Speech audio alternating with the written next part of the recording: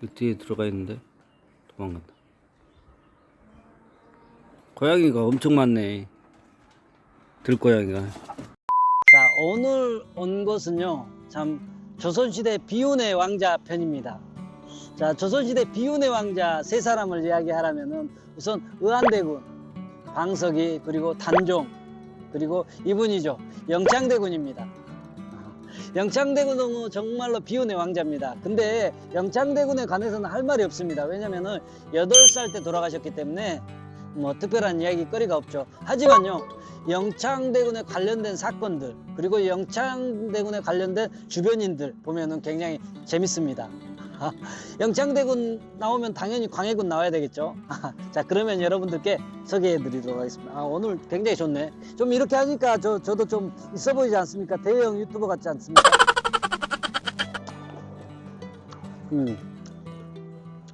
렛츠고! 여기가 영창대군의 묘가 있는 곳입니다. 안성인데요, 경기도. 이렇게 지저분하냐, 여기가. 네, 보고 있습니다. 자, 영창대군을 이야기하기 전에 사건들을 이야기해야 되죠. 대표적인 게 임진왜란이죠. 임진왜란은 선조가 갑자기 임진왜란 일어나니까 우주로 파천해 버립니다. 그리고 분조를 세우지, 한양에. 광해군을 갑자기 또 세자로 앉혀버리고, 찐따 선조가. 네?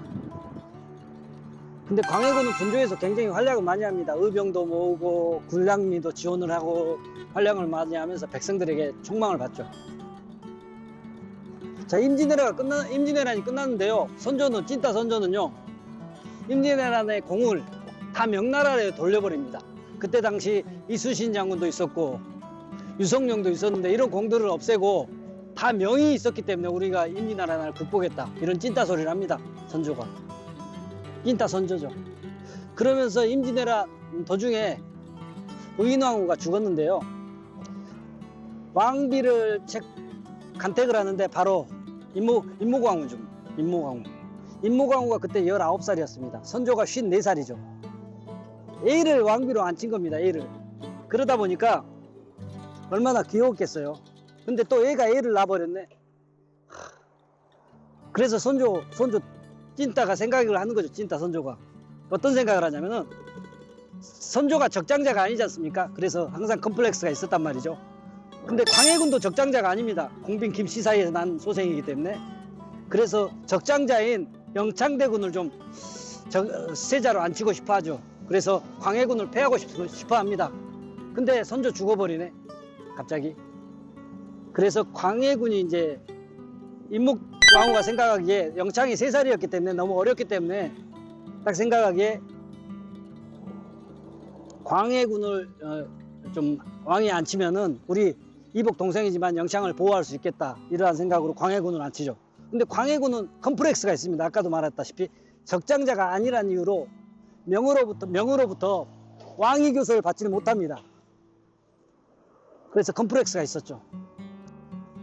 근데 사건이 터지죠. 그게 바로 개추곡사인데, 문경세제에서요, 강도 사건이 발생됩니다. 수백 량의 은혜에 도난 사건이 발생되죠. 강도 사건이. 근데 그 범인을 잡아보니까 7명이 다 서자 출신입니다. 칠서지옥 사건이라고 하죠. 이 사건에 음모가 있었는데요, 김계남이 누구냐면은 임무광후의 아버지입니다. 김계남이 이 자금을 모아서 영창을 왕에 옹립하려 한다, 이러한 내용입니다. 이러한 내용을 음모사건이죠, 말 그대로. 이 사건이 밝혀진 내용은 7명 중에서 1명 박응서를 고문해서 취재를 해보니까 이런 음모가 있었어요. 조작이라는 심증은 있었지만 사실 증거 자료가 없었거든요. 그래서 이로 인해서 김계남은 가족들과 함께 영모죄로 다 살해됩니다. 근데 광해군은 이제 폐위될 수밖에 없는 상황이 벌어집니다, 왕으로부터. 그게 바로 해모살제죠. 그러니까 임무광후를 경운궁에 가둬버리고 폐위를 시켜버리죠. 그리고 이복 동생 영창대군을 강화도로 유배를 보낸 다음에 위리안치 시키고 방 안에서 강화부사 장항이 증사를 시켜서 죽여버립니다. 쪄서 죽여버리죠. 상황에서 임묵광후는 어떻겠습니까?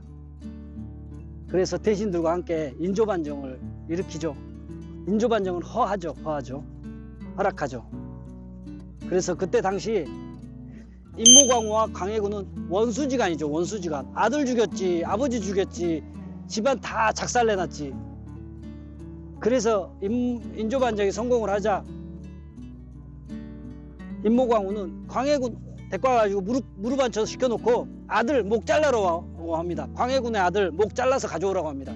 설마 그렇게까지는 안 했죠. 근데 광해군하고 아들은 또 유배를 보냈죠.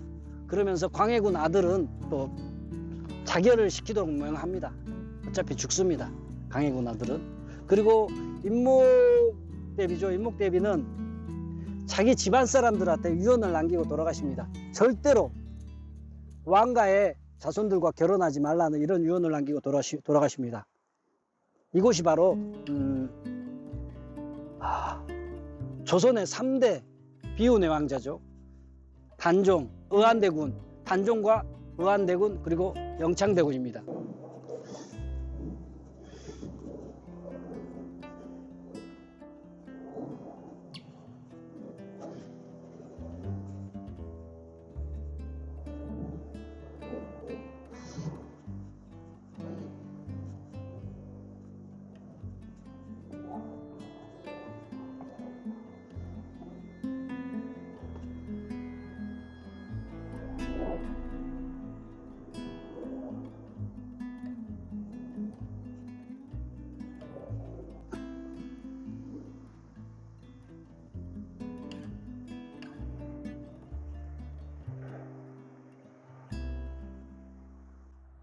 여기가 영창대군의 묘인데요. 이렇게 석상이 있고 문신상이 있고 이렇게 있고. 비석에 보면은 영창대군이라고 써져 있습니다. 여기 조그맣게 써져 있죠. 영창대군이라고.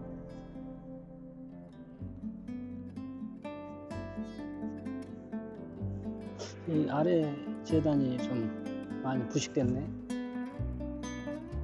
석상도 너무 오래된 것 같고요.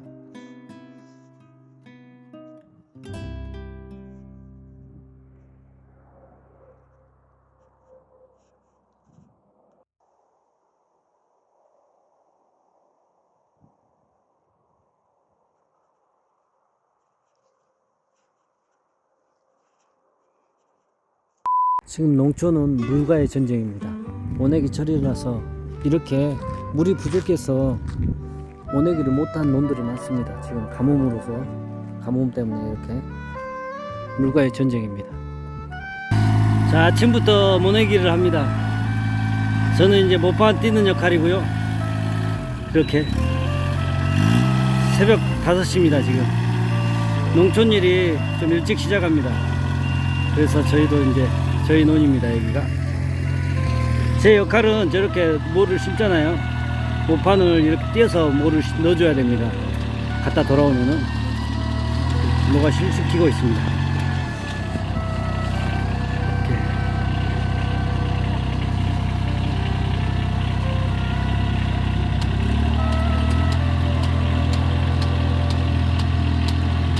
이렇게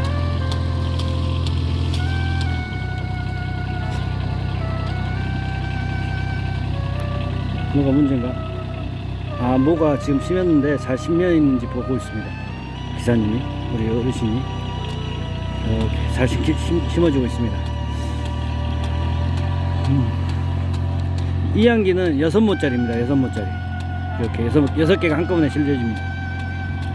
딱 실려집니다. 잘 되네요. 저는 이렇게 모판을 이제 이렇게 띄어서 보냈습니다. 또 오기 전에 이 판을 쟁여놨다가 판을 쟁여야 되겠죠.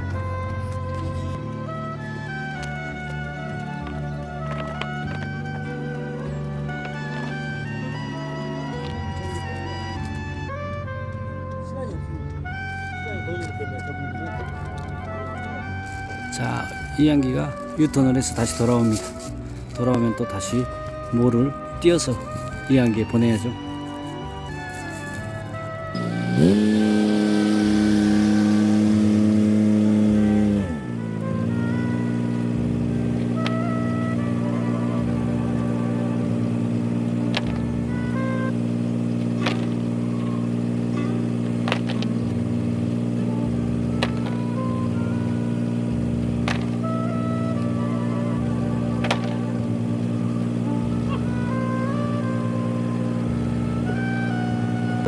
이렇게 이야기하면서 저는 못판 떼는 일을 하고 있습니다.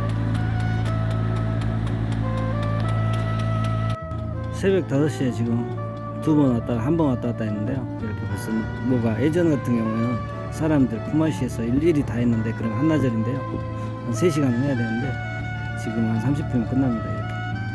이렇게 6모짜리 이양기로 이렇게 하면 1시간이면 다 끝날 것 같아요.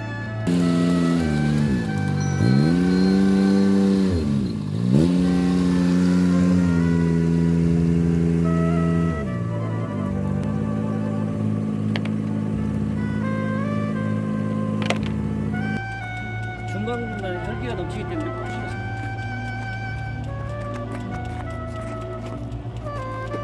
자, 셔마!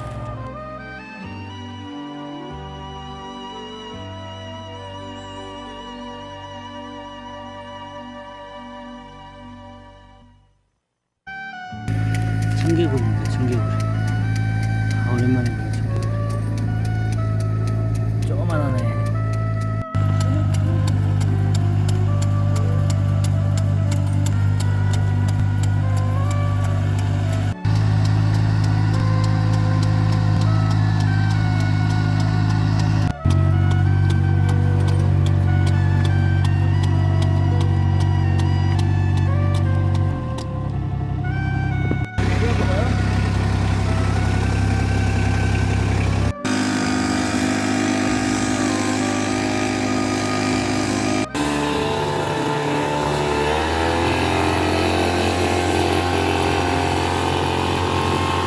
거름을 뿌리는 기계입니다. 거름 뿌리는 기계.